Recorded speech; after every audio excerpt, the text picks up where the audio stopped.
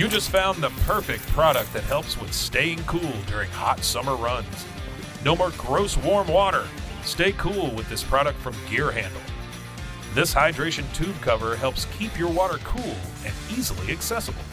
Stay hydrated during those long summer runs or even delay from freezing in the winter. Plus, they're compatible with various brands of water bladders and come in various colors. Visit gearhandle.com and use promo code H2O today.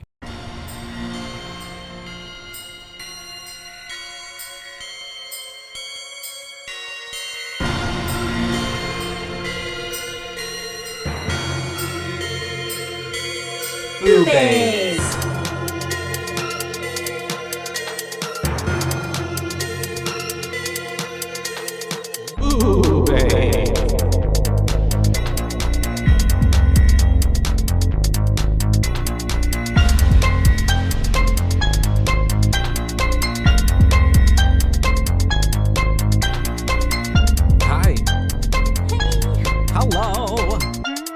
Welcome to the show. Welcome to BooBaes. BooBaes, that's right. Your favorite podcast about horror films and spooky times. Yes. And we're your hosts. I'm Joshua. And I'm Caitlin. And we're here to tell you about a fan favorite. Yes, it is. A fan of ours favorite. Yeah, a fan's favorite. A fan's favorite, yes. Yes, one of our listeners.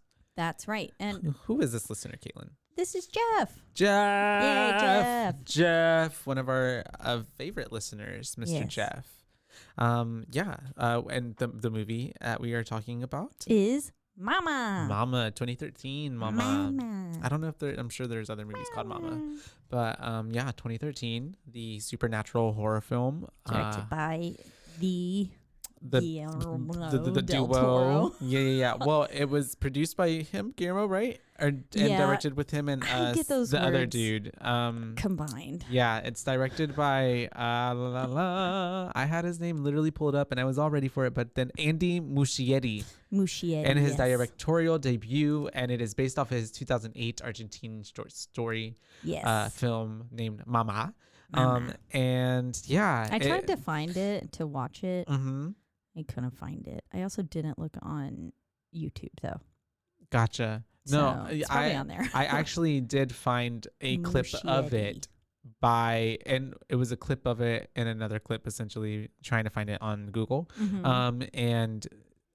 It was pretty creepy. And I could see where the inspiration from that it is gave 3 minutes long. Yeah, it's very short apparently. Very much like the Lights Out short. I remember seeing that one before that movie came out. Oh, really? The I short, hadn't seen it beforehand. The short was Same as honestly more scarier. Yeah.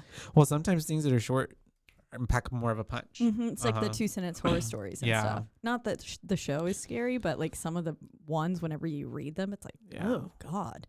And it was only 2 sentences. Yeah. I love it.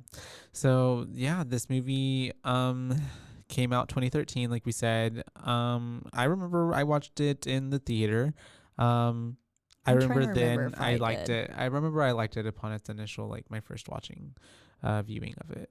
Came out in January. It was supposed to come out in 2012, but they didn't want it to come out at the same time as the Paranormal Activity 4. Gotcha. Okay, so yeah, they I mean, pushed kind of the makes release sense. back. And then I'm wondering, like, 2013 was also the same year that The Conjuring came out, right? Mm-hmm. Yeah. So, because I was wondering, like, how is it going? I was wondering how it did in comparison to that, but I'm imagining it dropped before then. But then The Conjuring became like one of the highest grossing horror films of all time, is what we talked about, right? Yeah, I think so. It made a lot of money. Made a lot of money. And so, this film kind of, what's a good way? You can watch the short film that inspired Mama here on a page I had pulled up. So clearly I just started my research and then didn't actually. Yay. Finishing things halfway through. Yeah. That's how we like to do it. No follow through. Picking it up later, but probably not. And that's called ADHD. But nonetheless, the movie is it's okay. We're running on we'll put it into the podcast. I'm running on tears. it's about I would say, what would you say? A supernatural entity that adopts two children that are essentially abandoned. And in some unfortunate situations. And it's a pretty Lemony Snicket type of situation, I would say. Yeah. Except if Lemony Snicket was dead and trying to kill you. Yeah. Well, I feel like she had the best intentions. She was really, if anything, trying to protect them because she thought they were hers. This is the ultimate definition of a helicopter parent. Yeah, I can see that. She flies around you. Yeah, she does. You're right. And then she swings little Lily around. So yeah, she makes Lily a helicopter. Not really. Into a helicopter moth. Helicopter moth. That's right. Yeah. Ugh, man, I do remember the first time I watched this, and I was like, fuck. Yeah, this is one of those movies that definitely doesn't give way to the whole like it has to have a good like everybody survived happy ending. It definitely. I was also surprised when the ending happened because I thought, oh wow, wait, what? They're gonna let this happen? But it did seem like, honestly, thinking about like Lily's, it's perfect. All of her formative years were everybody with won. Mama. Everybody. It was a win-win situation, kind of. Yeah, and she got to be with Mama for except the rest. for her sister, essentially, because Victoria now has to at least lives without her sister. But I mean, they were also little, so it's like maybe she will. It's very like cynical of me, but I'm just like, it's not like she had that much long with her. She'll just remember her as like a really nostalgic like. She was 8. They were And so I'm very confused as to how she was 3 and speaking as well as she was. And the with little the one. Confidence. Victoria. Victoria, when they like found her, I believe was 8. Yes. After the years. 5 years later. After. So a 3-year-old was talking as well as she was. At the beginning? Yeah. Oh, okay. Gotcha. And because then I was like, she does look kind of small. No. I feel like that's right. Well? Yeah, because I have my nephews and nieces, and about that age. She seemed to just talk with a higher level of maturity, and her lines were delivered. I mean, I don't know. I would have trouble. Most of the 3-year-olds I've met are a little more like shy, and not as like concise. Gotcha. And she was very like, blah blah blah. Yeah. Well, yeah. I think it depends, but for sure. I mean, but these are. I mean, they're also. It's a movie. It's a movie, and they're little kid actors as well. I thought she was 5. I would have guessed 5. 5. Yeah. I mean, I also am never around children that like that little. Yeah. I know exactly one child that I have like been with since its birth. Her birth, and she's 6 now. Okay, cool. And I don't know. She was giving me more like her age that she is now, though. Yeah. I feel that at the beginning. Yeah. But that is, and well, in the beginning, their whole ordeal that they're going through. So we're starting off this movie with a Once upon a time. Once upon a time, we have a really important guy in charge of a company, or like the CFO, not the CEO, essentially. And it's right whenever I guess the turn of the economy was going down and shit hit the fan. So that was the dad. That was the dad. Okay. Yes.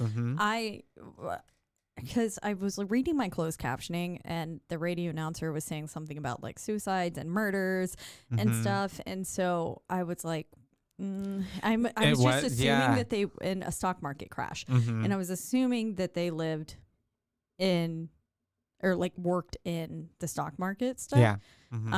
But I wasn't certain that it was him. So it was him. It was him. Stuff crashed. I think, he was in charge of it. Yes. Like his portfolios. Yes, and they ended up killing like some employees, ended up killing his boss, and then ended up killing his ex-wife that was there at the house. I feel like this like thing that was on the car, this was all kind of like already happening after the fact, kind of news reporting that they were just playing, and we were seeing everything play out, if that makes sense. Because he then took. But is that the car he got into? So the one he crashed. Okay, well that's kind of weird if they chose to do it that way. Off the hill. Yeah, because if that was happening like an after the fact report, I have trouble believing that. The timeline is all weird. But okay. But that's him. Like that's the storyline. Okay. Yeah. And so that was his ex-wife. Yes. And so he was like going to like pick up the kids, or why was he going to murder her? Because she was there to pick up the kids. He was losing it, I guess, and he just had a mental breakdown. He had already like shot and killed his boss and like went on like a rampage, and then was going to their house to essentially take the kids. And I don't know, do what? Eventually, after, because he had already killed the wife. Well, because he was going to shoot himself first, but then I guess he was too much of a coward to shoot himself. Then he was just like, well, let me just shoot the kids. Yeah. Yeah. I can't believe whenever Okay, yeah. So. But yeah. And you do hear the gunshot at the beginning. And then I said, and a busted looking man comes in. He was looking real rough. Yeah. And he says, Mommy's not feeling well. Yeah. And God, the way he was driving, why the fuck? I mean, I know why they weren't in car seats, because he was trying to kill them. But I was like, why are these kids not in car seats? And then I was like, whenever I was writing that, and then he started like accelerating. Swerving, going crazy. Yeah. And then at one point he even wants to take like his meds. Because I'm assuming there's something that maybe, I don't know, that he was supposed to be taking meds for, and maybe he was just going through a really rough time and just kind of had a really mental breakdown at this point. Yeah. And people who work in the stock market and like accountants like have the literal highest rate of suicide. Right. Yeah. That was my favorite fun fact that my brother told me whenever he went into the field of accounting. Yeah. And I was like, don't tell me that.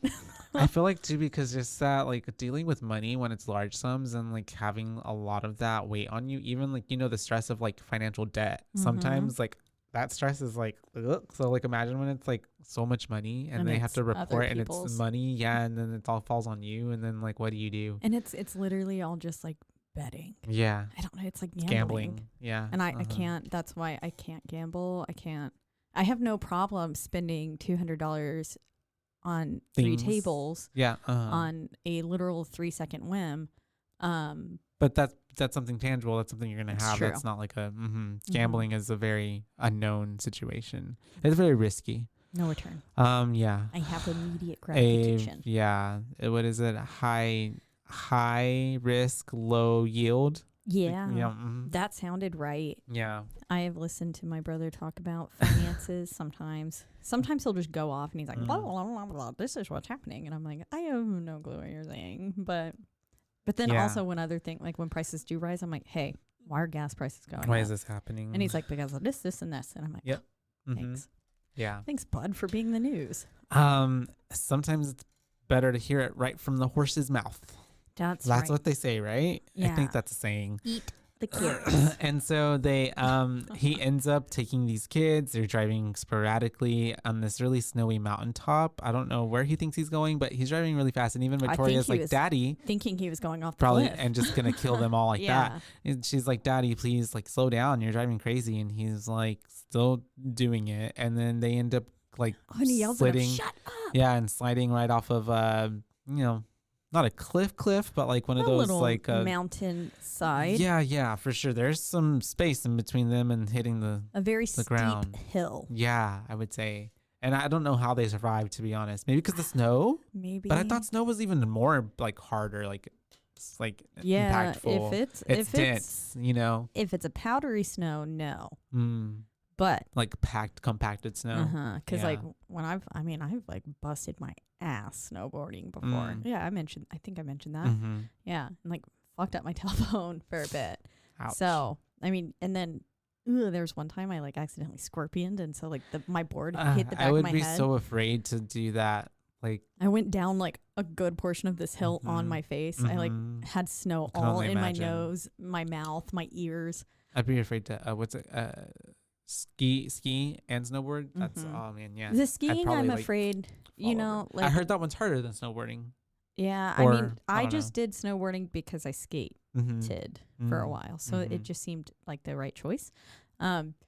Skis, I was in ski wee school when I was young because my dad worked at a ski resort for the longest time, and so all I remember is pizza and French fries. But I have those like intrusive thoughts of like, if I'm on the skis, I'm gonna crash, and then one's gonna stab me. Yeah, yeah. Just like whenever the teachers would come around and check your head for lice. Every time they would do that, I just imagine the pencils like stuck in my head. Or when I clean my ears with Q-tips. I feel like that's how I feel like when you like go to the dentist and like they're doing drilling, and then I'm like, one of these is gonna like really do something bad. They're gonna slip, or they're gonna sneeze, and it's just gonna chop off your whole tongue, or just stab me. Yeah. all the way into your brain. Blood everywhere. I love it. And they are they essentially make it. They are escape without any scratches, really. Yeah, and they're walking, fine. and they're walking through the woods until they find a cabin. And then it says like the name Helvetica on it. Helvetia. Okay, they said something else later, but I saw Helvetia. Helvetia, okay. Or Helvetia, I think is what they call it. Maybe. I thought it was Helvetica at first as well, and I'm like the font. Like the font.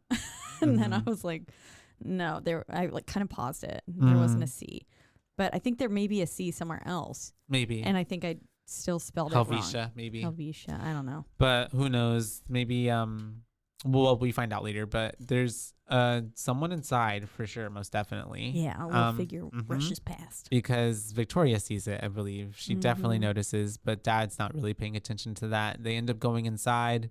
Dad's starting a fire. Beautiful. I was like in the middle of typing. Look at this mid-mod furniture, so cute. And then I was like, JK, he's fucking breaking it to make a fire, whatever. Yeah, literally. And then it's really grungy in there already from the get-go. And then he ends up kind of having this moment in the kitchen while the girls are kind of just there in the living room.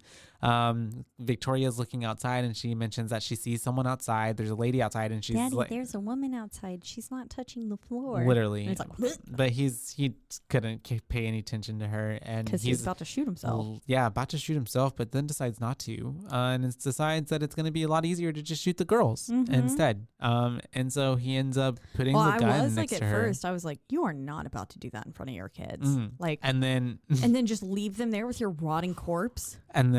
But then we see what he tries to do next. And then this is also not good. He takes her glasses and she's so like, she can't see. Yeah. And it's like, oh my God, poor baby. And then he just like holds her head that way so she's facing out the glass door.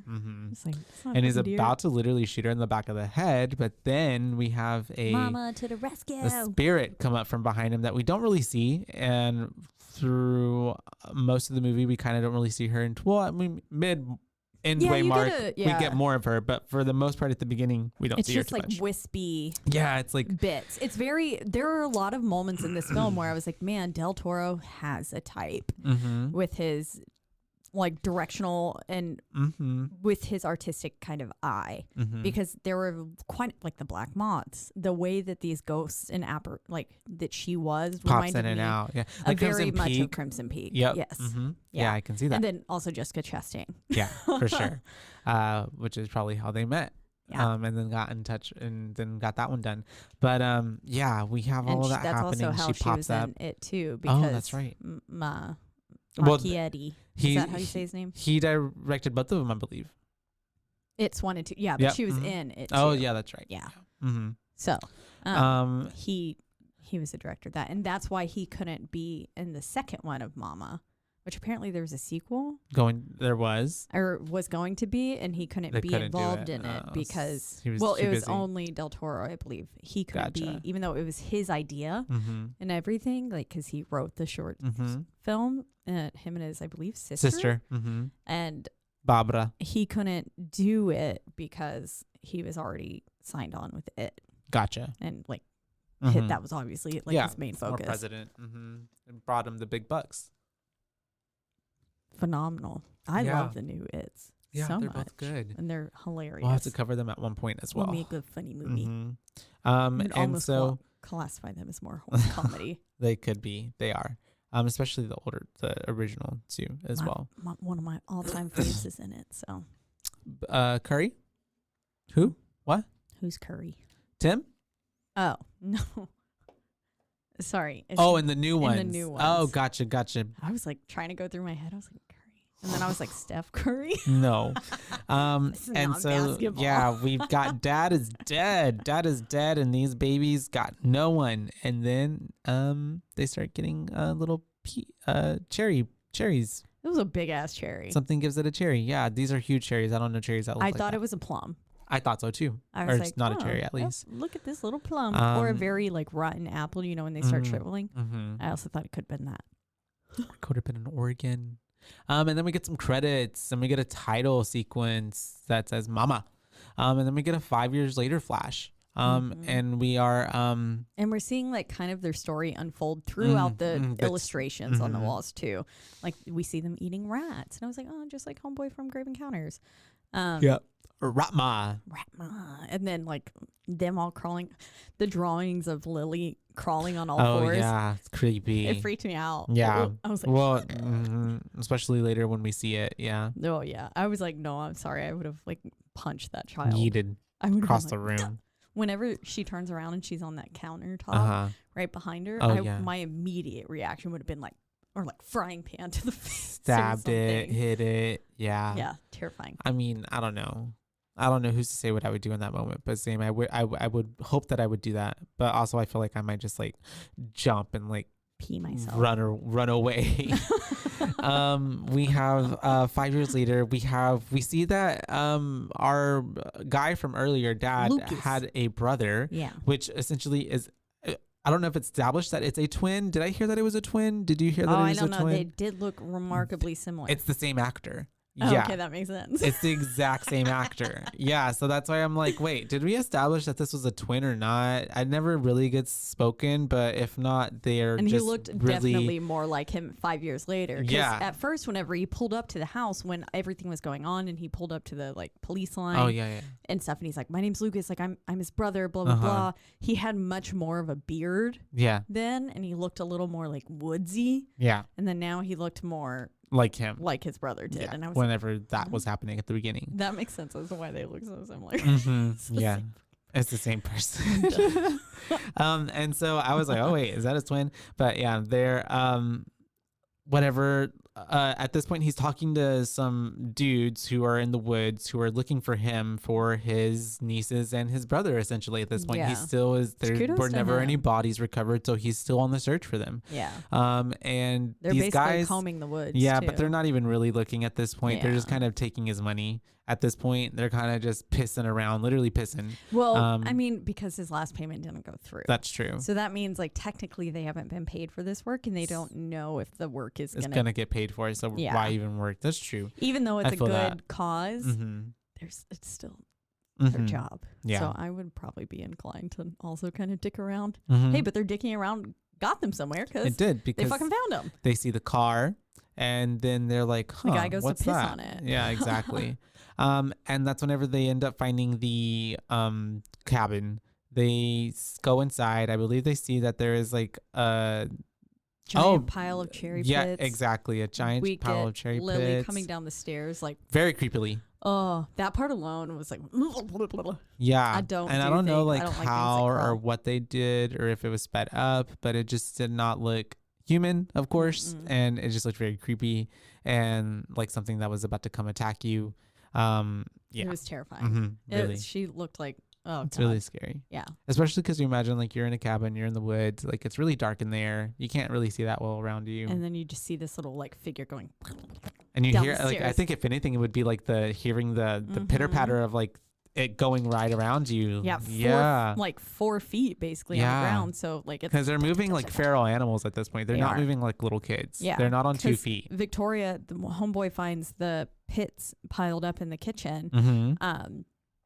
And Victoria's just sitting there like perched on top of the little tiny baby fridge. Yeah. And sitting there looking hella weird too. She sat like how the cats sit.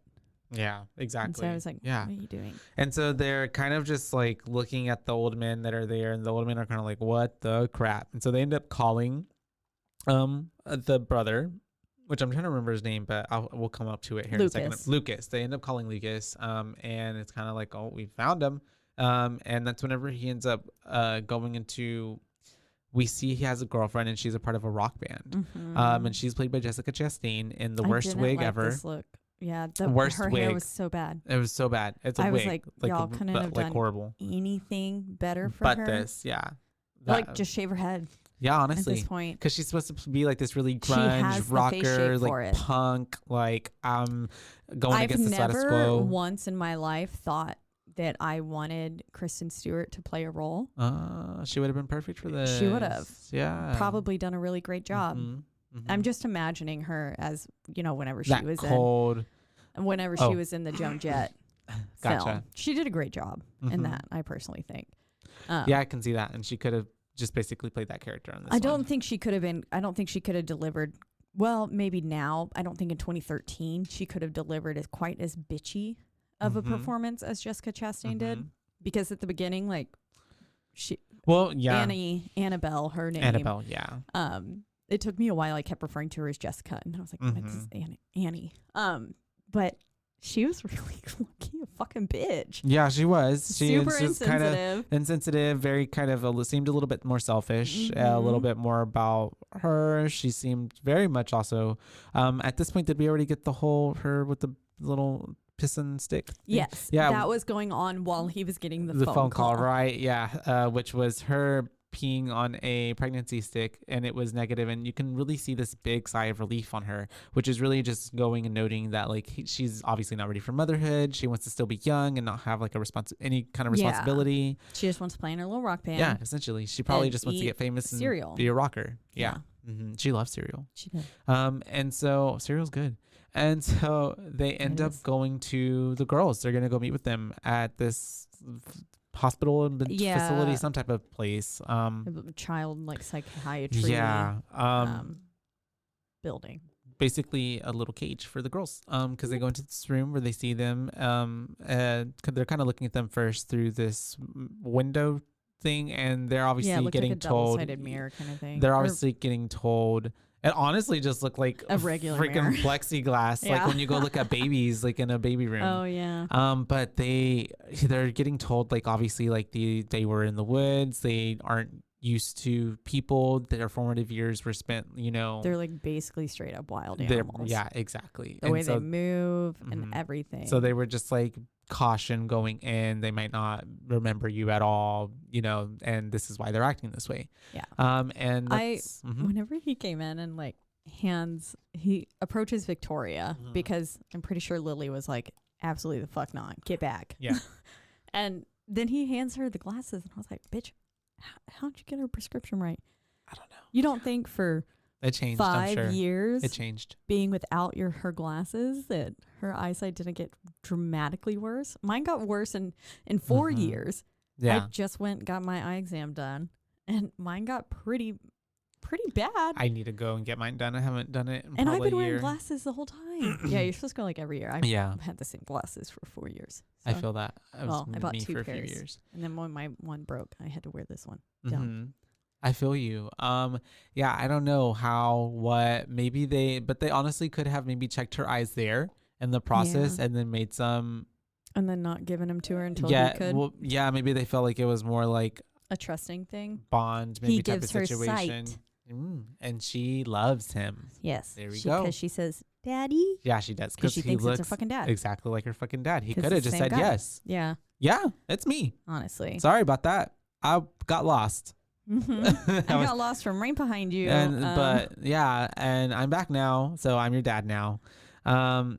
So they're going through all of that. He's talking to her, and she kind of warms up a lot faster than Lily does. Yes. We're going through a whole process of their psychiatrist dude. What's his name? Dr.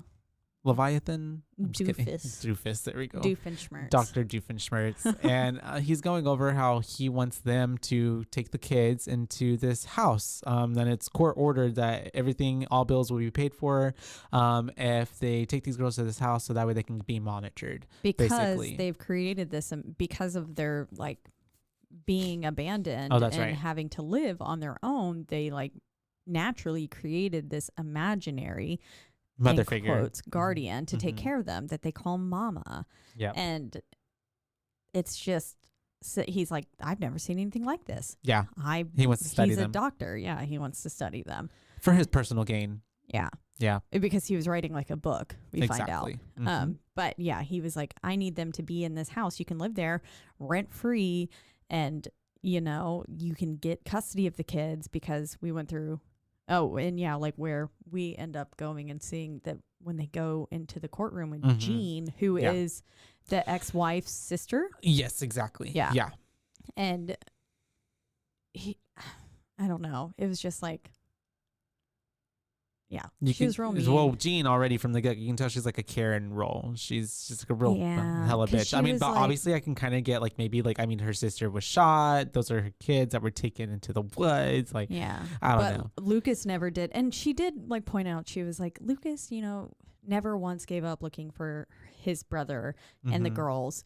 And he did this all out of the kindness of his heart, not for any sort of gain. And his, overall just general how much he cares about for the girls. So if he still cares for them, he should not take them in, because she was like, your salary and your apartment is not conducive for like raising two children who are also in need of a lot of help in therapy. And so a lot of this too basically was like the workings of the Dr. Doofenshmirtz too, because for his personal gain of wanting to write the book, convinced the courts that if they moved into this house and it was all like sanctioned by him and whatever, which is like, it honestly, it seemed like a pretty good deal to BH. Yeah, I was like, okay, you get the girls, you get this house rent free, like sell your fucking apartment. They get therapy for free, like all the things that they need. Like as long as you're not like, if you need help with like dealing with some wild animal child you got from the woods, you have a doctor there to help you already. Like, I don't think you can really think of a better setup. Really? Because I mean, as long as they're not like performing super invasive procedures and like opening up their brains and shit, like, sign me up. Take a gander. But we'll find out how that happens. Yeah. And now, a word from our sponsors.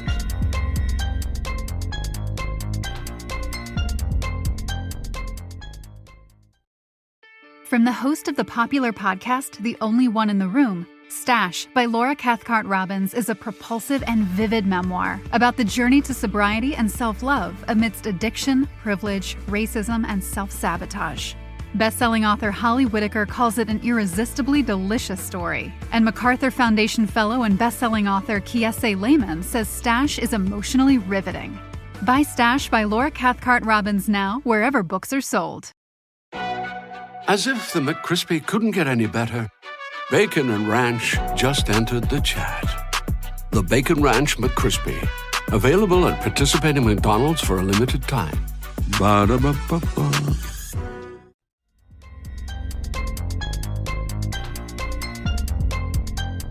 But yeah, so they work out that whole deal. They do work out that whole deal, and then we cut to transition to Dr. Doofenshmirtz talking to I just call him Doc. I think in my notes. Dr. Doof. I like Dr. Doofenshmirtz. I do too. Reminds me of Phineas and Ferb. Yeah, that's the only thing it should remind you of. Really? Honestly, yeah, I guess that's true. I was like, I don't think there's a whole bunch of other Dr. Doofenshmirtz. It's like the Doctor Who series, but Dr. Doofenshmirtz. And so, he's talking to Victoria and is asking her questions about Mama, because essentially his whole thing is trying to figure out, or more so, I think at this point, his running theory is that she has DID and has developed a whole other personality called Mama that took care of her and Lily. Among other theories, probably. Especially after hearing this, because as we find out later, too, that she hasn't been super receptive to any of the treatment up until this 6th hypnotherapy session, which is what we're viewing right now. Yeah. Which we don't know that that's the 6th one, but we find it out later. And while he's talking with her and stuff, she's basically like, she talks about this woman who ran away from a hospital for sad people. It's Mama's life story. Yeah. And took her baby and jumped into the water. Yeah. And he was like, how do you know this story? And she said, she showed me. To me in a tree. Yeah. And he's like, well, what happened to the baby? And she's like, well, I don't know. She can't show me. She doesn't know what happened to the baby. She can't find it. She can't find it. She doesn't know.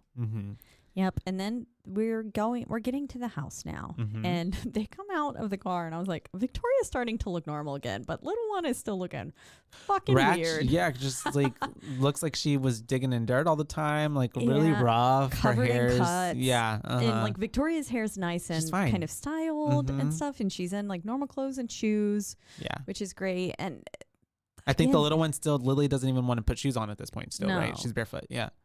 Yeah, I don't know. She was barefoot. Yeah, and her feet had little cuts on them. I was gonna say her cuts had. She was gross. She needed a little bath. Could you imagine if all your little cuts had grew tiny feet? Oh Lord, that's a horror movie. Yeah, that's something for Guillermo del Toro to do. Okay, I'm gonna let you say his name, because every time I try to say Guillermo, I even trip up on it. It's a hard one. It's the double L and the right into the UBRMO. Yeah. But I cannot roll. And then the So Guillermo. we have, and then Annabelle is like immediately on the like get go of them like walking up to her. They're kind of right in front of the house. Little Lily is like, "Mama," and she was like, "I'm not your mama." She's like, "No, you can call me anything else but that." Yeah. So already we're getting from like Annie is not down for it. She's like, "Yeah, yo, don't call me that." She is the dad who didn't want to get a cat. Yeah. But then ends up loving them the most. Oh, yeah, for sure. That's her with Victoria. That's her role. Just Victoria, though, because Lily's a little bitch. Lily likes her a little bit when she breathes on her hands. A little bit. Very transactional. And you so, breathe on my hands. I like you. I like you. That's it. And they have their little Dachshund is so cute. They have this little chunky Dachshund that we see a few times. And it's named Handsome. Handsome. And it was their Dachshund who was at the beginning of the movie. Yeah. It was her dog. It was her family's dog prior. Which is, they took it in. Yeah. And we He's have such a good boy. He's a very good boy. We have them getting ready for bedish, I guess, and that's whenever my we note have. was, I swear, if one of them eats a dog, I was imagining the It would kids be were Lily. gonna be like exactly. I was like, oh my god, Lily's gonna be like, this is like a rat. Oh, this is rat the one size, and where eat it. the dog doesn't die. The dog Usually doesn't dogs die. always die in scary movies. This I one know. doesn't. It's so good. I was. That's why I put it, because I was like, I swear, if one of them eats a dog and I just repress this memory and I don't remember it, then. But thankfully, they did Repressing dog death. Yep. Sounds about right. Yeah. And he's so chunky, so cute. He's got a little round belly. He does. So we have the Lily. She's sleeping under the bed, like literally under the bed. With like vines wrapped around her. I don't know. It looked like Lucas pulled on some vines. And I was just like, to make what? her more comfortable. Yeah, probably. Yeah. I would have just went and got one of them little at HEB, them little kiddie pools that are like pink, that are like $12. Yeah. And like put some dirt in it and I put some like, grass yeah. and just there you go. Put You can sleep through in some this. like kibble. Yeah. And then there you go. Some little bird seed. Some bird seed. Cherries. That's what Cherries, it yeah, cherries that's would have what been they need. perfect. Yep. I mean, honestly too though, it's if you think about it too though, I kind of get it with Lily. Essentially, obviously she still had infant. yeah, and she still had like this whole spirit hanging around, so obviously that was still lingering and keeping her in that mentality. But she was the baby, and like that's all you know, like it probably would take her months and months to break out of that, as opposed to like they wanted her to just sleep in the bed like normal, you know. Yeah, on first exactly. night. She's never known it, like never remembered anything different. I hate to break it to you, she ain't ever gonna be normal. No. Like never. Like Yeah. she could probably get like 99% there, but there ain't never gonna be like I was trying to think of like people who were like mole people growing up and stuff. Do you know mole people, Caitlin? No, but like in the real life cases. Okay, Or like how many mole people? the Jungle friends? Book. Yeah. Or Tarzan. Trying Trying to think of Mowgli and all them. Oh yeah. Yeah. That is hilarious. That was I was trying in my brain. I was like, I guess she does have some hope. I believe the little girl's actress. She doesn't actually speak a lot of English, and that's why her dialogue is so limited in the film. That makes sense. Yeah. That probably that helped a lot too. She does say like 5 words. It's like Mama, Victoria. That's true. Come, and even when she Mama. does say Victoria, she has like this little accent. That's true. It does have like this Victoria. Beelzebub. Satanas. Dude, that song stays in my head. Literally, TikTok is over here possessing people, I'm sure. I love it. And so we have what's even happening? She's sleeping under their bed and vines. We have Lily or Victoria, like we said, is being really normal up at this point, really. And that's whenever we have the that lady coming in talking to Dr. Doofenshmirtz, saying that there's no history of any of the asylums or anything like within the past 5 years is what she was looking at. Yeah. And there's no like asylums or anything nearby. Corroborate that story that Victoria told. Yeah, the closest one was 200 miles away, she says. But then she says, but there is St. Gertrude Asylum by Guthod Lake or something. And that's 5 miles away. And he's like, you just told me that there were no asylums. But she's like, because it was in 18 something. It was shut down in 1878. Yeah. And there was a person named Edith Brennan. And I said, damn, Del Toro also really likes the fucking name Edith. Because also Edith from Crimson Peak. Yeah. Yeah. And so then I was like, oh, what if this, like, I imagine what if like Edith didn't actually ever get out and recover from that Crimson Peak? And because that was kind of similar time period. And then what if she went into an asylum whenever she came back to the States? Oh, I get what you mean. And then went crazy and her face got all distorted and stuff. And then she jumped with the baby, and then she's just kind of like all the other ghosts from Crimson Peak. Whole storyline, yeah. Yeah, and then that's why there's black moths again and stuff like that. And I like that idea. That was my that's where my brain rolled with it. I can see it. Well, and it's Guillermo del Toro, so like it's all in the same world. Yeah, it's all in that same universe. The ghosties look the same. It's the she got brown hair yeah, instead of blonde. The stress turned her hair brown. It's the GDT universe, cinematic universe. Yes. And so we have Lily at this point. We hear Lily playing with someone, and that's whenever we kind of get a view. Assume it's Victoria. We assume it's Victoria, but then we see Victoria pop up like in the hallway because we get this kind of really cool but weird shot where it's like you see Lily's room, Lily and Victoria's room, but you're also seeing the hallway and you're also seeing like the stairway, and you see that what's her face, Miss Annabel is doing like laundry or something at this point. Yeah, she's doing laundry down the hall because her room is at the very end of the hall. And so the door's open, you can kind of see her doing that, and then Victoria pops up from around the stairs. Yeah. And that's when you go, I thought this was a really cool shot too. It was, because you really think she's playing with Victoria, but then you see Victoria, and then you're like, wait a minute, who is she playing with? And then you see her like start flying around in the freaking room, and Lily's just laughing. Literally, yeah. And this gives very much The Conjuring 2. Yeah. We saw freaking Janet floating in the room. Bloop, bloop, bloop. Literally. And so that's window. whenever I think Miss Annie was about to go check it out to see what's going on. But then, and I think because Victoria knew that was obviously Mama and she didn't want Annabelle to get hurt, she distracts her with being like, Handsome is outside and I think he wants to come in or something like that. So she distracts her and she goes to take care of Handsome. Yeah. But he's crying. Yeah. So she turns around, and then this is where the lights start flickering in the house, and she goes downstairs and she's in the kitchen, and this is where motherfucking Lily pops up like a goddamn gargoyle. Oh yeah. On the island. That's right, and scares the fuck out of her. So terrifying. Yeah. I was like, Lily, what the fuck? I would shit myself. I literally put Lily WTF. And then at this point too, I'm thinking like, where's Luke? Where's Luke been? Yeah, these are literally your kids, Luke. Yeah. But also, I was sitting there thinking, I was like, damn, she's being like, most of the time, if it's a partner and something like that, like if they all of a sudden had to come into, I'm not like the biggest proponent for kids all the time, but like if my partner had to all of a sudden take care of their nieces and nephews that were in the woods for like 5 years. Yeah, I would be really supportive. Yeah.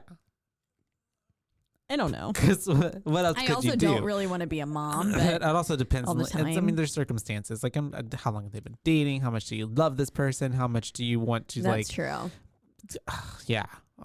Like, because if you were just dating, like, because I mean, any partner I've had before, Andrew, most of the time I was just like, I'm just dating you, and there's no future. So this is for now. Yeah. At that point. And so, yeah, we have. I'm seeing them on Saturday. Oh, ACO. Or Sunday. Fun.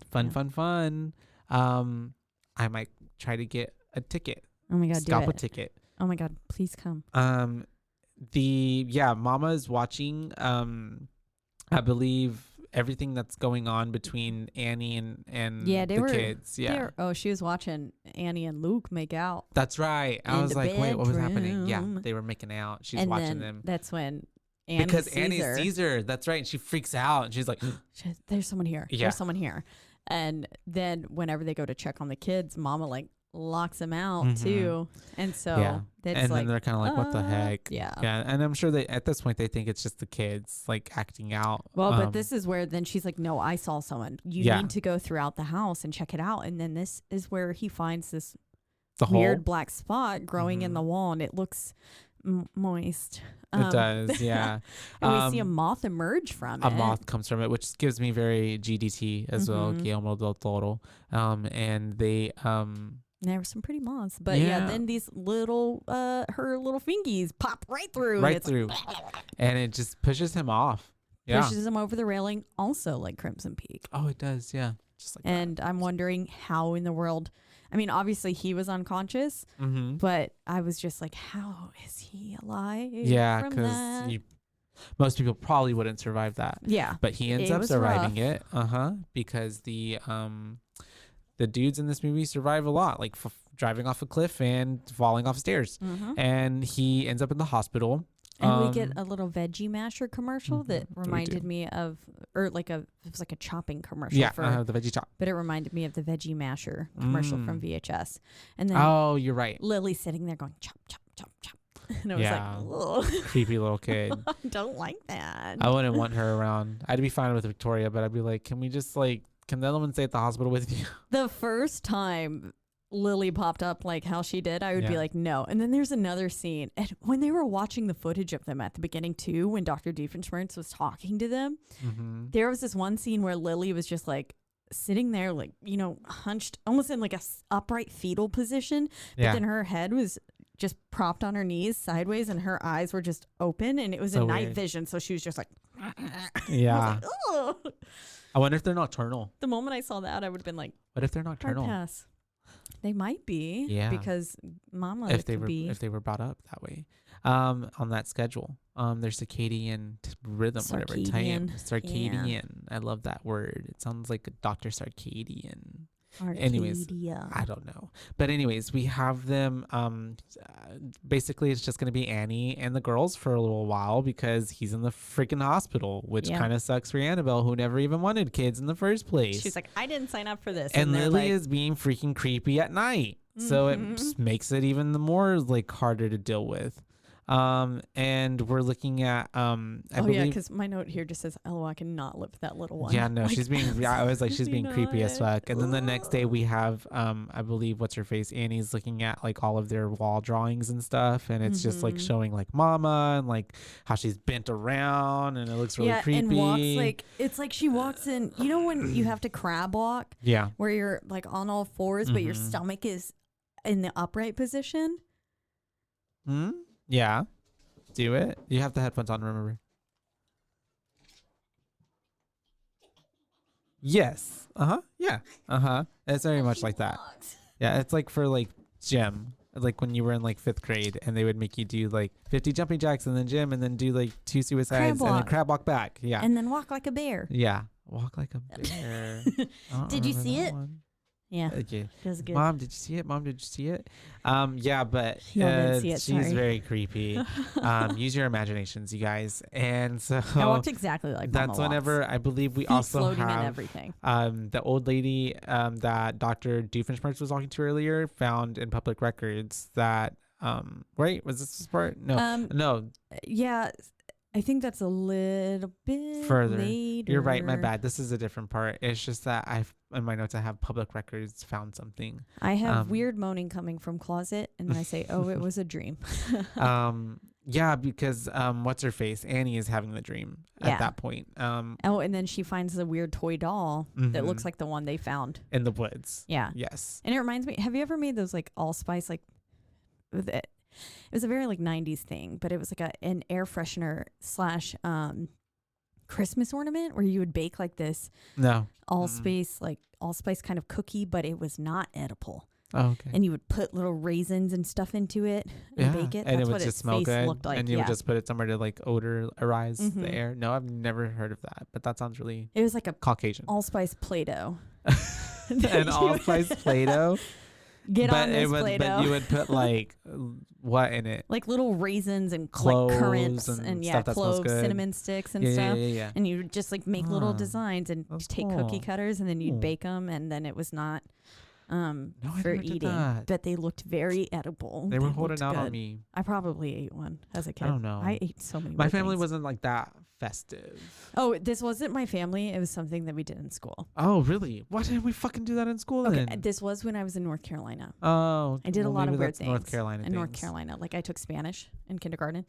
Se habla español. I can count to 10. And I know mantequilla. Oh, butter? Butter. Cute. That was from working in Cheddar's. And so that comes in handy. Mantequilla. I'd be like, for the butter croissants. I think they would just yell that. Oh, yeah, that makes sense. That's cute. It's a cute name. It's a cute word. But then that was also the school name. Where, that should be yours. Mantequilla. I love it.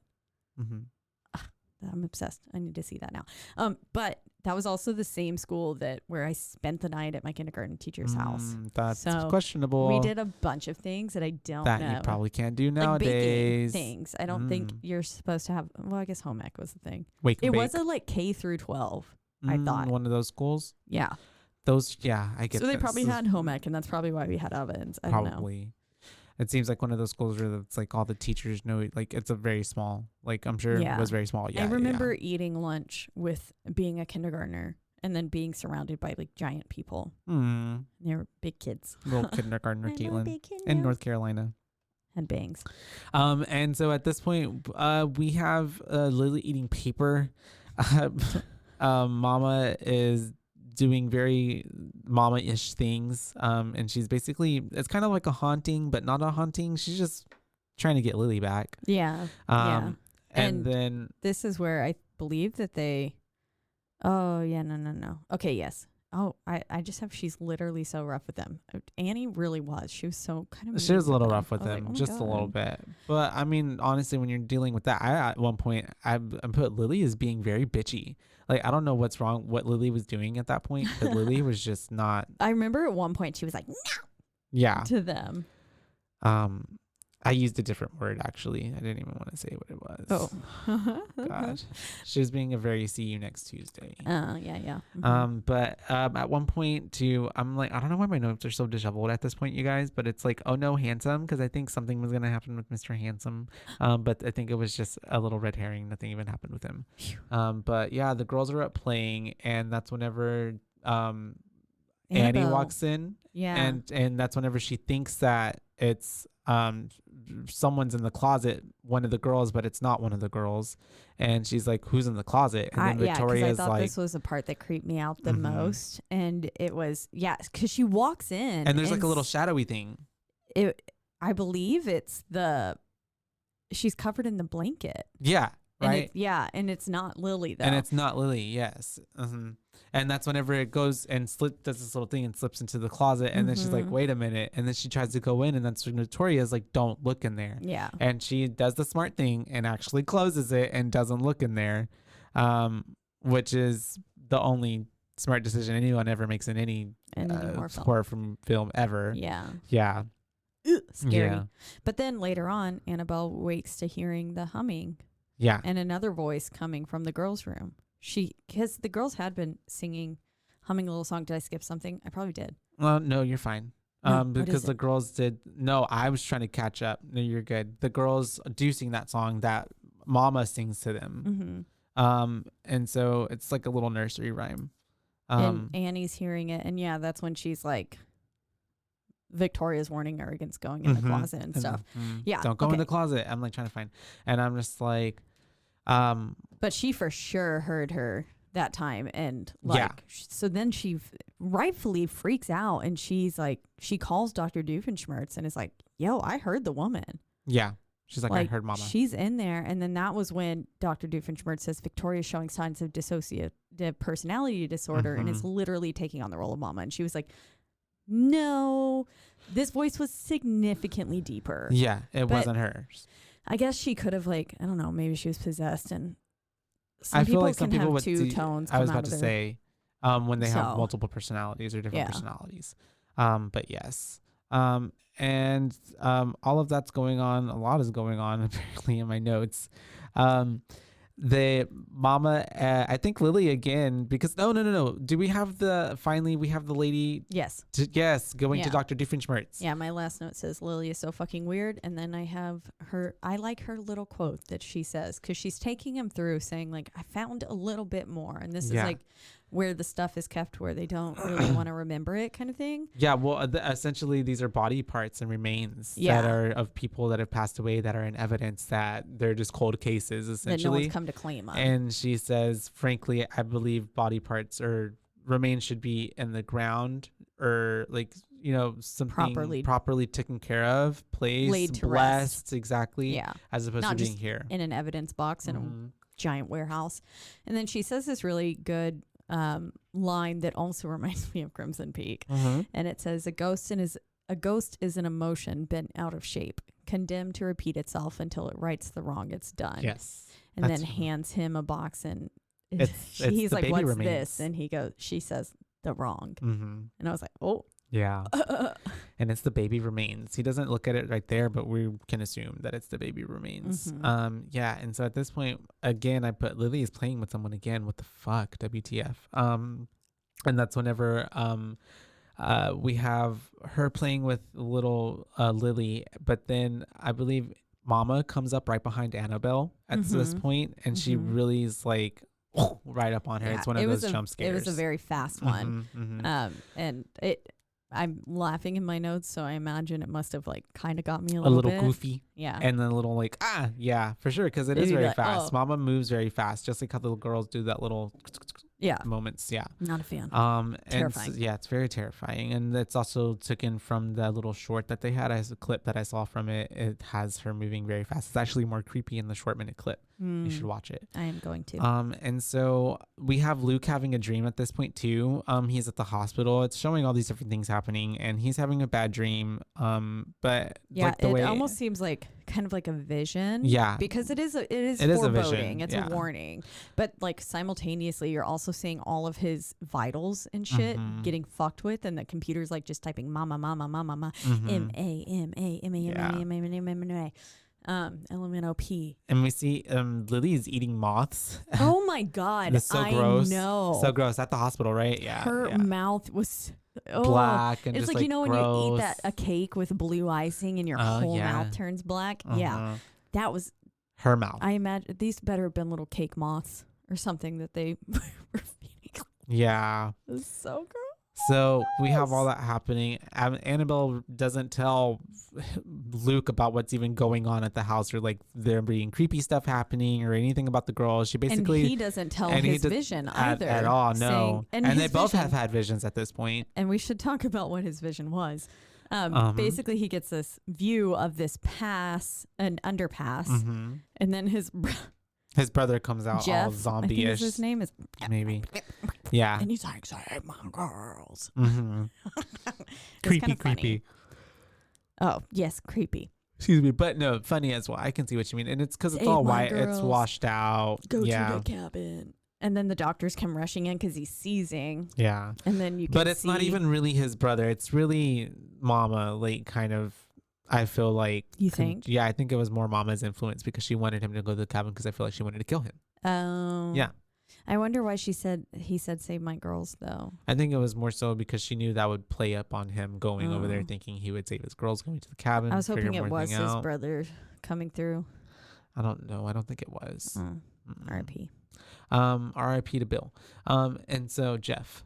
And so we have the next day, I believe this is whenever Victoria is telling Miss Annie that she doesn't want her to get hurt, and Annie's like, well, why would I get hurt? And Victoria's being very ominous, and she's just like, I just don't want you to get hurt. And like Annie's like, why are you saying that? And like tries to do a nice loving gesture of brushing her hair away from her face, and Victoria's like, nah, don't do that. She recoils so quickly and says you can't do that, and she just says she gets jealous, and it was like, girl. Yep. And then she's like staring past her too, which is she's looking like as she's staring at someone else, and then that sounds like Mama. And then we have hers sounded more like weird garbles. She was like it took two people voicing her, actually. Two different people voiced her. At this time a man also portrayed, so what was it, and what film were we talking about? Oh, he was in The Conjuring. He played the Crooked Man, and he played Bathsheba, and played a few other things. And then this guy, is it the same guy? Oh, I don't know if you're this dude is played Javier Botet is the dude's name. Yeah. And he's been in The Conjuring 2. He was not Bathsheba, sorry, no. But he was in The Conjuring 2 and Crimson Peak. The guy who was their Insidious. Like, the person who wrote their music for The Conjuring or something. He had played, and he was Insidious as well. Wait. I wonder if this is it's not. No. He said he's not in Conjuring 1. Okay. This is a Spanish actor. No. And he's a man played him as well. Or her as well. Well, this guy also what's it called? When you are the best at something, or he specializes in like doing things where it's like creepy. Yeah, like your bones looking like they're not moving in the right way. He gets first place for being a contortionist. Creepity crappity creep crap. No, I don't know what that is. Yeah, I believe so. Yeah, like a contortionist, sure. Kind of. He can move in weird ways. Anyways. Or he's just double jointed. And so at this point, Jean rolls up. Beep, beep. Yeah. That's her name, Jean? Yeah. Yeah, I keep calling her Aunt Karen. So Aunt Jean rolls up, and at this point, she has a day that she comes to like visit the girls. It's already set, and Miss Annie forgot that this was her day to come. So the girls don't look the best. The house looks a mess, and that's whenever Jean starts getting really judgmental. And then Annie's like, you know what, bitch, get the fuck out. Yeah. And so she tells her to get out. Get the hell out of my house before I kick your ass. She was like, see you next time. See you next week.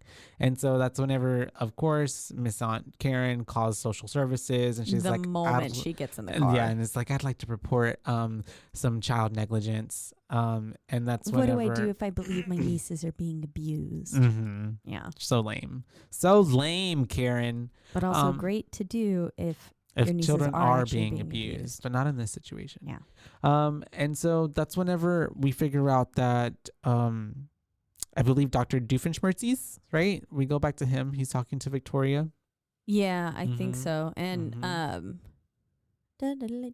because he's trying to ask her like where Mama is and stuff and all that stuff. I think this was the number 7. Yeah, and we're getting at the same time a phone call between Lucas and Annie where he's basically saying like she's being a little unsupportive again.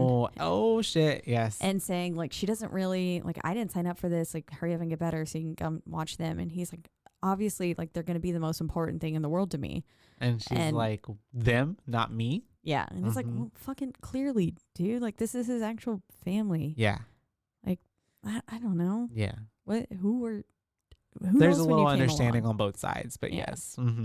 But that's like I feel like the whole idea of when some parents give birth and then get jealous of their spouse giving the child more attention than they are to them. That's just crazy. Yeah, and it's like, that's your child. Yeah, it's your child. But okay, it's your child too. Yeah. And so we have Dr. Doofenshmirtz with Victoria asking her like, where's Mama? He's like, did she come with you? All these kind of questions. And it really escalates quite quickly. It really does. Because then he starts yelling at her. He does. And I was like, boy, you are a professional. I was like, what the fuck? Or supposed to be. Is his name Gerald? That sounds... Gerald Doofenshmirtz. Dr. Gerald Doofenshmirtz. Because I was like, Gerald, what the fuck? Helvetica. Yeah. Yeah, he's yelling at her. Poor thing's been through a lot, and he's just trying to use her for his book. But nonetheless, that's whenever... at this point, we have, I just have putting 2 and 2 together, and Annabelle's having a nightmare. Yeah, he basically leaves from the house. He's like, I was like, oh, Mama gonna get you, sir. Oh, that's right. Because after he yells at her, Victoria kind of looks like up into the corner, and he's like, oh, that's right. Hard pass. And then when he walks out the house, he sees a figure in the window. That's right. And he says, Annie's like, what's wrong? And he was like, nothing. Yeah. Nothing. Yeah. And just scurries out of the house. And I'm like, bitch, don't lie and say nothing as you're literally running from the house. He's literally leaving like because he's getting a little spooky ooky vibe. You're not convincing anyone. Yeah. And then he realizes that there is a connection between how are we saying it? Helvetia. I don't know. We're not saying any specific way. And the house. Basically, he's like, okay, there's some sort of connection. And that's when he's connecting 2 and 2 together. And so he starts heading to Clifton Forge. To go to the cabin. But yes, now Annabelle Annie is having a nightmare. Having this flashback. Intense nightmare. It was a little it's comical. It is because we see that we're basically seeing what happened to Mama.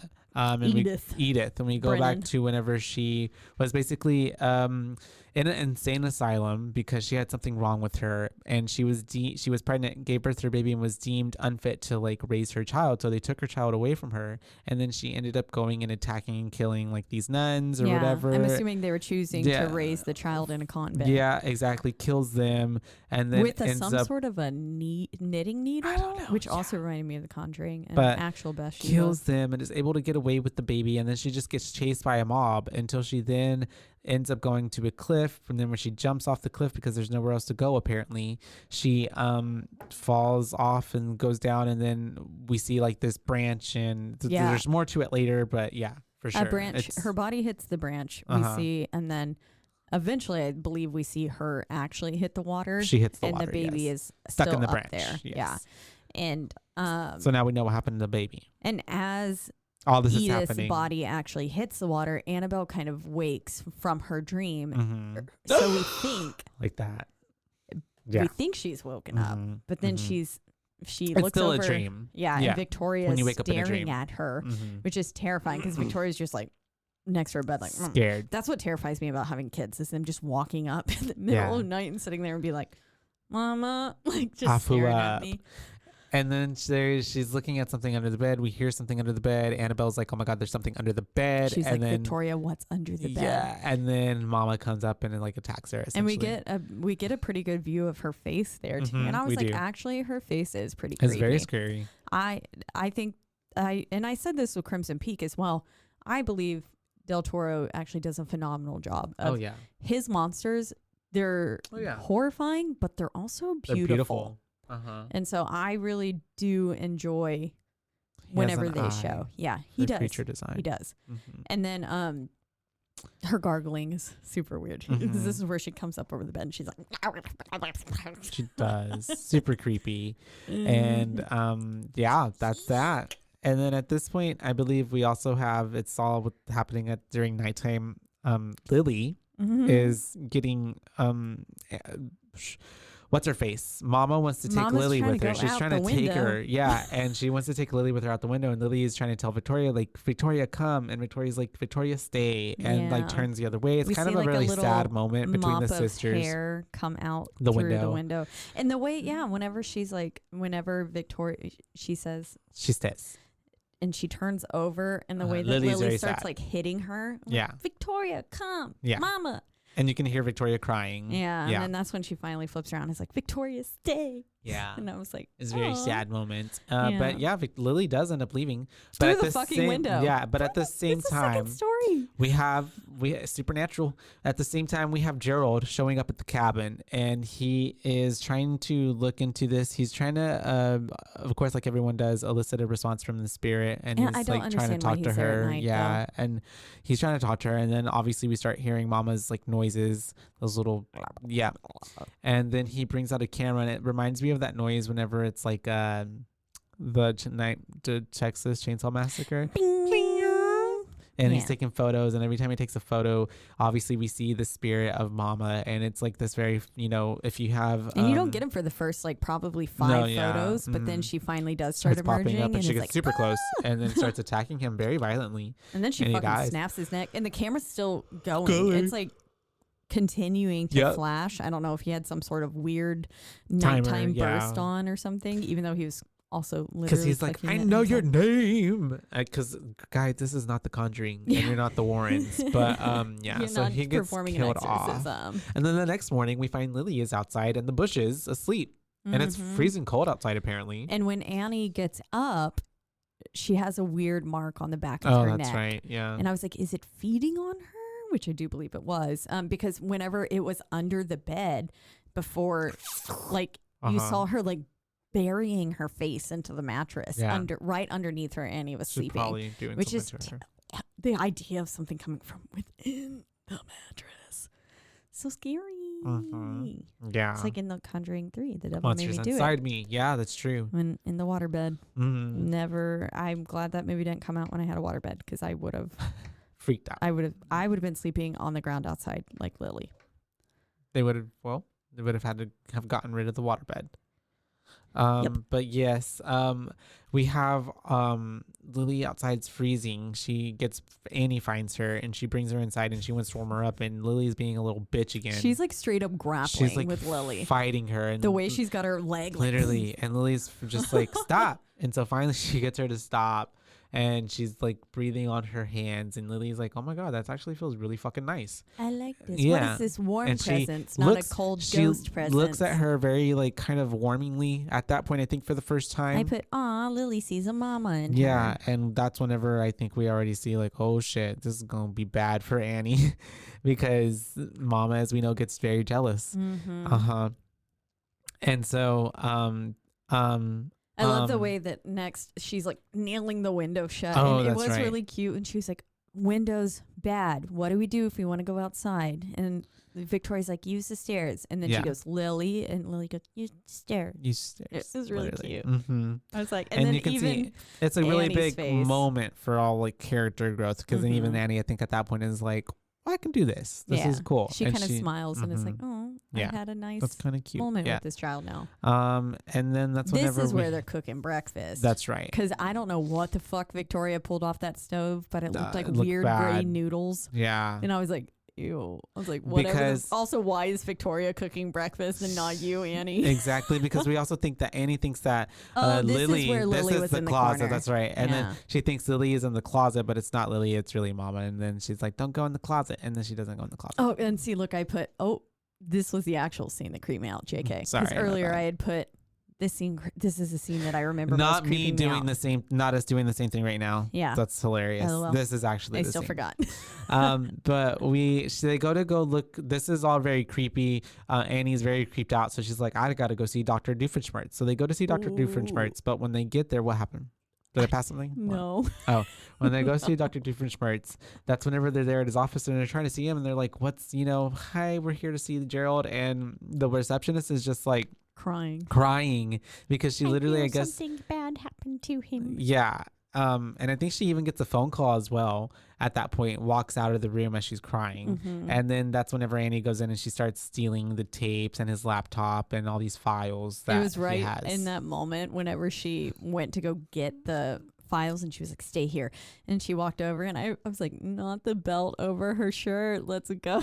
The styling. Her fashion choice. Yeah. And then I was like, actually, but this is metal AF. She just steals all the case files and leaves. She does. I was like, damn. That's it. And she's like, let's go, girls. You're not hardcore unless you live hardcore. And so they end up getting this, and at the same time we have Luke leaving the hospital and sneaking out essentially because he wants to go to the cabin because he finally realizes he's looking through some case files or something, exactly, and he sees a picture of Wilson Pass, and that's he was from like, his vision. Oh, this is near Clifton Forge, and where the girls were found. Yeah, and so he wants to go back, which he does, and at this point, but also without telling anyone. Yeah, it doesn't. And then Annie wasn't fucking discharged. Communicate, people. And Annie is listening to tapes.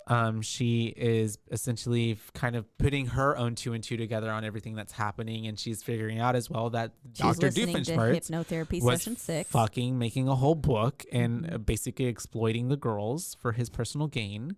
And yeah, she's listening to it all. And figuring, kind of putting 2 and 2 together with her like visions as well. Yeah. Like she fell into the water, but the baby didn't. Baby got stuck in a branch. And then I just have a note that says, ew, Lily eating Victoria's hair.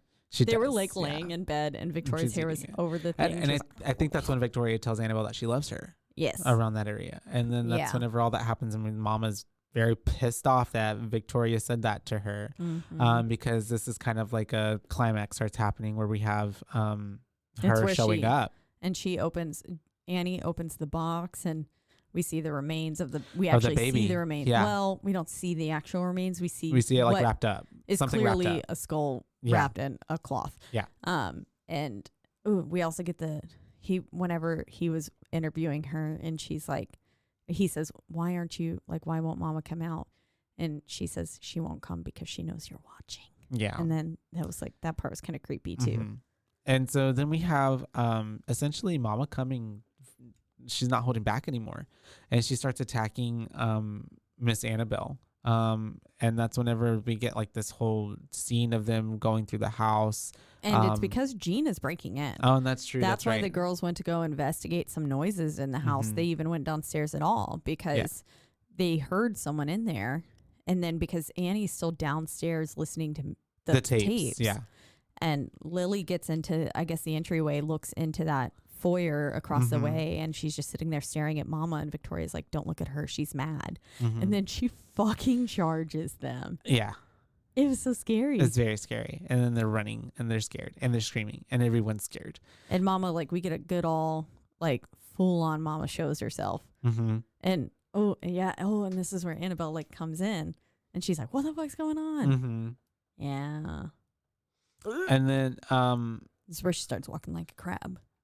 Oh yeah, that's right. Her back like And then that's whenever remind me what's going on at this point, because on my notes she's I just have her, because my next note is like she's sucking the life out of Annabel. That is exactly what my right. Okay, cool. Yeah. Because it's like they're all fighting. Yeah. Not fighting, but essentially there's just a lot of commotion going on and a lot of people running and being scared. And then we have she's literally sucking the life out Annabelle of her. on the floor and Miss Mama sucking the life out of her, and then Victoria's like, no, you promised. You promised you wouldn't hurt. Yeah, exactly. And so Miss Mama looks at her and she goes and takes the glasses off of Victoria because she crushes them, because she's like, no, not in my house.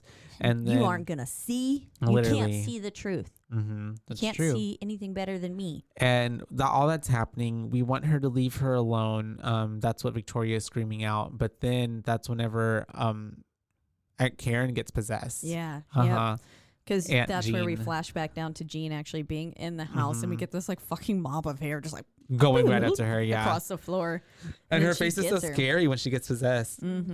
Yeah, and Jean's. Yeah, yeah. Whenever she turns around, she straight up looks like she should have been in Coraline. Yeah, or something. And then there's like moths crawling out of her mouth and shit. Oh, it was pretty creepy. It's pretty scary. Like, oh. Yeah. And so all that's happening is it's so intense because it happens all very fast. It's like bam, bam, bam, bam. And because that's happening, Annabelle Annie comes back too, and she's like, "What the fuck? Oh shit!" And so then she grabs the kids are gone. All the kids are gone. She grabs the remains and she's like, "Getting to go." She's getting the caboodle out of there, and then she goes to the cabin area. But that's whenever she runs into the fucking Luke of all people. Yeah. And then there's no like, "What are you doing here? Wait, what do you?" It's like, "Hey, I'm here." And then it's just like, "We gotta get the girls." Like, there's no like, it's as if they were already in communication with each other. I guess they're in crisis mode. Maybe. And they're both realizing like, fuck, shit is going down. Yeah. If they're both led here yeah. at the same time, I guess they must be like, okay, something's happening. Because they end up getting to the cabin and they see Jean just kind of like standing really creepily in the middle of the room, and then she just kind of like falls apart essentially. Yeah, and it's she really falls gross. back. Yeah, it's kind of gross. like how Mama does.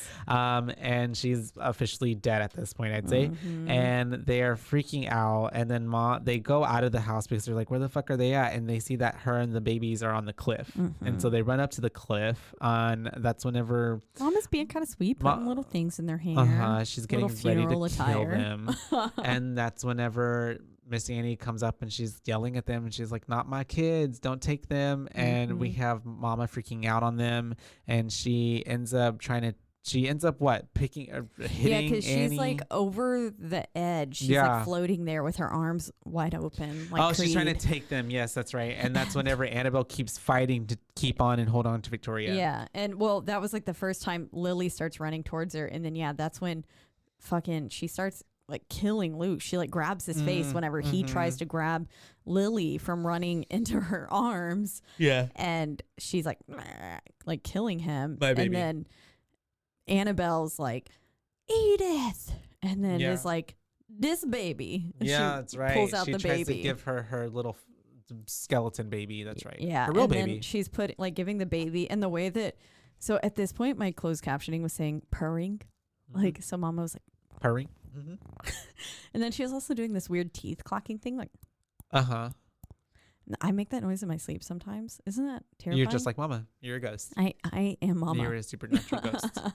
See, you're already for kids. Yay. And so she does look at it. She kittens. is looking at the little ghosty skeleton remained baby in her arms, and she kind of seems like, okay, this is it. This is good. We're good. Almost, we gave her the baby. This is it. Felt like but we were it's gonna because have of fucking dumb Lily. It's Lily. redemption. It's Lily, because honestly, I feel like she would have took that skull thing and went on and like. Because she even turned to this like beautiful blue, like it's like glowing Samara light. coming back. Yeah, like, and she was, her normal self. skin wasn't sunken in as much anymore. She looked like she did when she was alive. Yeah, and even probably a little bit better and the afterlife glow. Yeah, and she literally, but then Lily has to be like, Mama, and then now Mama's mad that her baby's dead. She's like, I want that. I want the real one. Yeah, Mm-hmm. literally. And so then, of course, she once again tries to take these kids. And she yeets picks that up, baby. And she yeets it, and then she picks up Annabelle and like just like crushes Annabelle almost to death. That's true. Drops her, and then we have her trying to walk away with the kids, and that's when Annabelle's then trying to reach on to Victoria, and then she's like, and it was so sad. Victoria's Mama keeps sitting pushing there. her down. Victoria's like, goodbye. Victoria doesn't really want to go, and she was sitting that she was like, goodbye. And I was like, do not go with Mama. And then she keeps going, go to sleep, Annabelle. Like, sleep now, sleep. And that's what Mama was trying to do, was just like make her unconscious for a little bit. And but she wanted the kids. She wanted Victoria Annabelle and Louis. had some fight, and true love overcame Mama's sleepiness. And I think Mama even saw too, like Victoria didn't want to go with her. And I feel like she also like then saw at that moment, like, I'm a mama.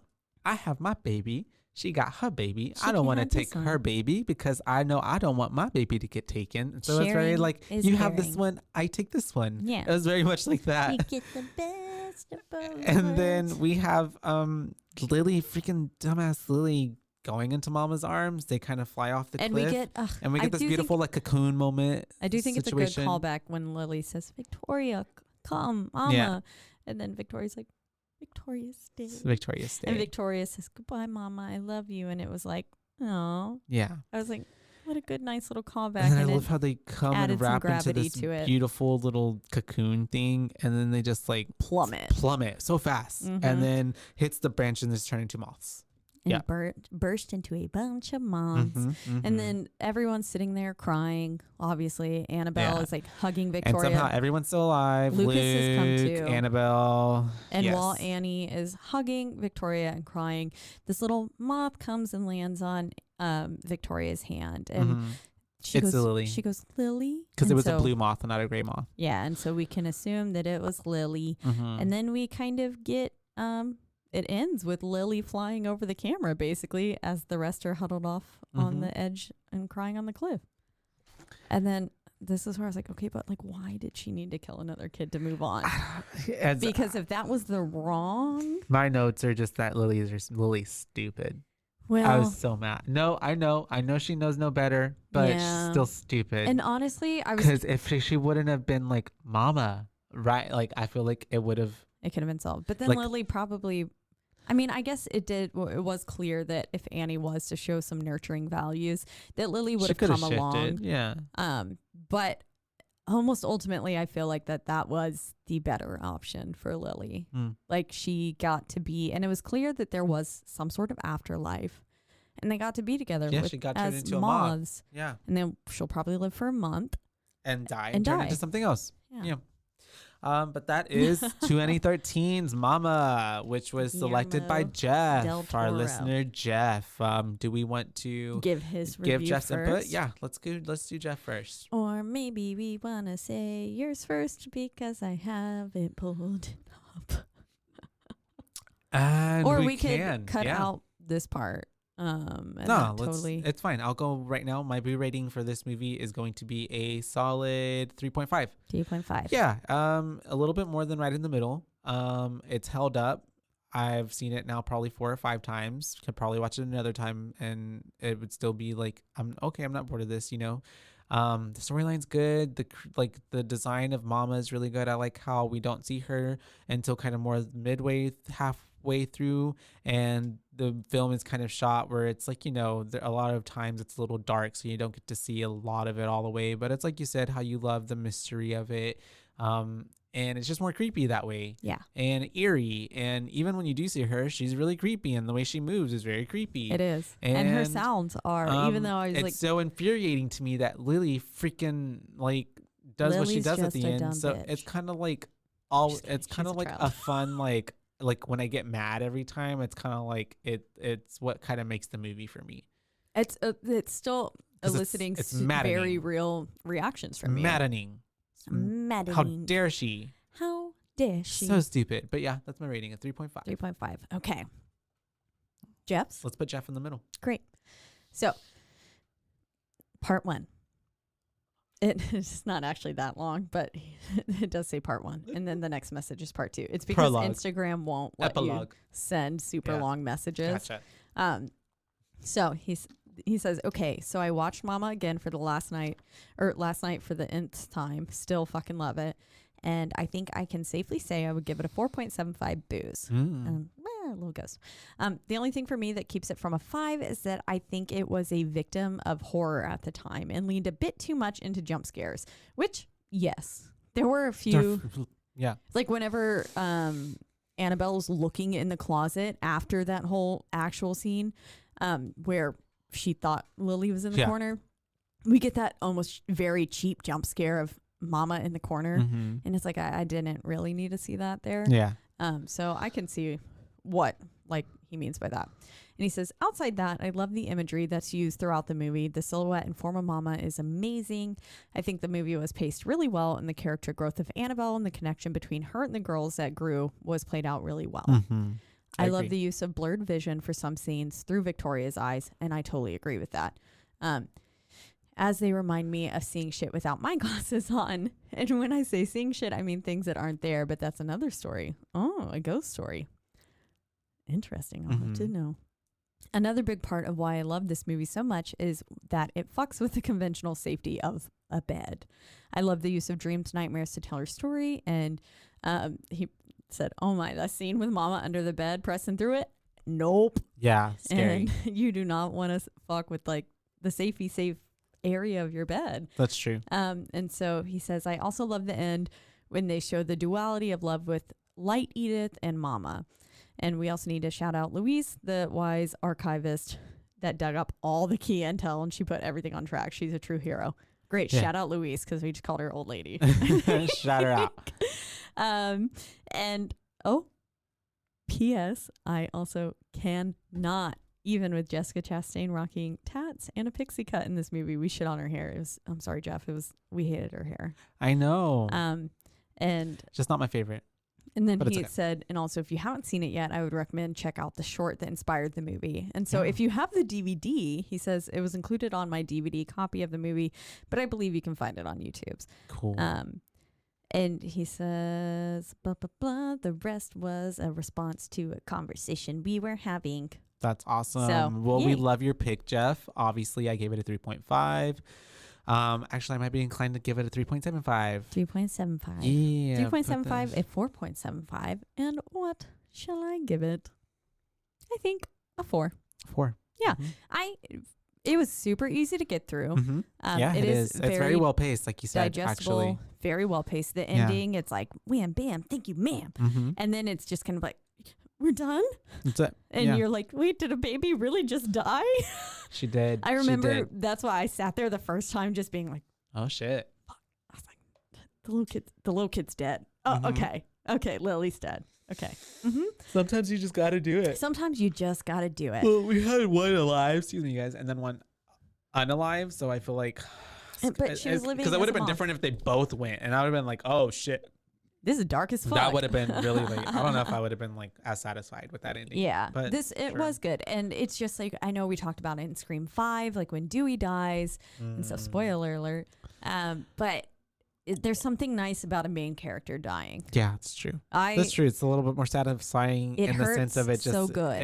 It adds more weight, more the stakes are higher. Yeah, the stakes are higher. And they were. Like any story I've ever read and they stuff, were very high off that cliff. They were. Yeah. And then they fell. But you know, that's it does make you kind of appreciate things more. And so I think that ending, had it ended any other way, probably would have been wouldn't too have been happy. as good. Yeah, too perfect. Yeah, too happy or too fucking sad. So 4 all around, beautifully shot. Again, I do love Del Toro's use of imagery and the way that he shoots these monsters or ghosts and things that are typically meant to be. It's like you want to look away and you're like, oh, but then you're also like, wait, but that's so cool. Yeah, I love the way it looks. I don't know. And I loved the way that, you know, her hair always looked as if it was floating through water. Yeah, it was. And stuff too. She was like constantly, her entire whole body being was very watery. Yeah. And I thought it was really great. So yeah, solid 4 from me. 3.75 and a 4.75. Makes it 4.25. That's what I would go for. Yeah. Yep. 4.25 for the 2013's Mama. And once again, we are in the lovely Rogue Media Network studios. That's right. Please make sure you check our show out and all their other lovely shows on roguemedianetwork.com. And you can also listen to these shows on all of your major listening platforms, the top 2 probably being Spotify and Apple. But wherever you do listen, don't forget to rate, review, like, and subscribe, because that is the only way we can get ahead in this world. And then if you want to let us know what movies you would like to be covered, or if you have thoughts on any of the ones that we previously covered, anything like that, you can always reach out to us on our one social media platform, Instagram, at BooBaes podcast, and that's at BOOBAES podcast, because we're your BooBaes, not your BooBabes. That's right. And until next time, it's almost Halloween, you guys. Halloween, you guys. For real. I'm so excited. Oh, and by the way, next week we're watching, or at the end of this week, we're watching Trick or Treat. Trick or Treat. Yay, Sam. Yes. Yay. Yeah, it was such a good movie. It is. I'm so excited. Yeah. Yay. Awesome, you guys. Well, until then, bye, baes. Bye, baes.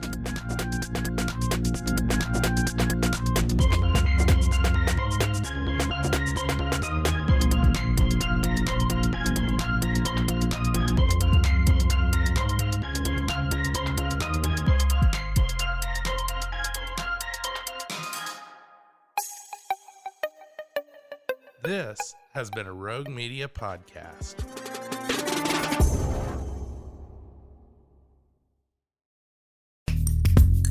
Are you a podcaster? Let's talk podcast hosting. Are you tired of your current podcast host? Need real support in a community that gets it? At Rogue Media Network, we offer top-tier podcast hosting services to help you thrive. From hosting and distribution to dedicated support, we've got you covered. Starting as low as $25 a month. Join our community of passionate podcasters today. Contact us at hello@roguemedianetwork.com.